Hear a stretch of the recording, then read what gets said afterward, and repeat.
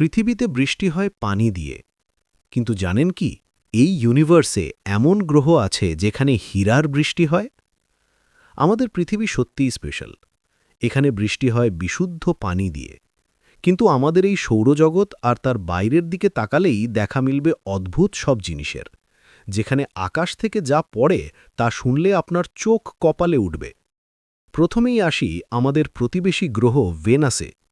দেখতে সোনার মতো ঝকঝকে হলেও ওখানে কিন্তু ভয়ঙ্কর পরিবেশ।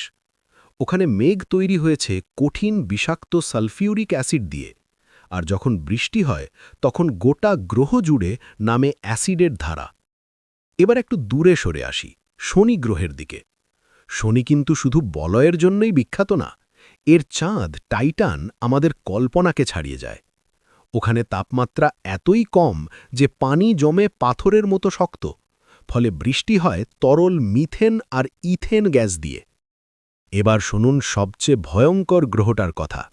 নাম HD 189733b। সেখানে বাতাসের গতি ঘন্টায় 1000 কিলোমিটার, আর তাপমাত্রা এত বেশি যে সিলিকেট কণা পর্যন্ত গলে যায়। আর সেই গলিত কাঁচের মতো পদার্থই বৃষ্টি হয়ে ঝরে ওই গ্রহে।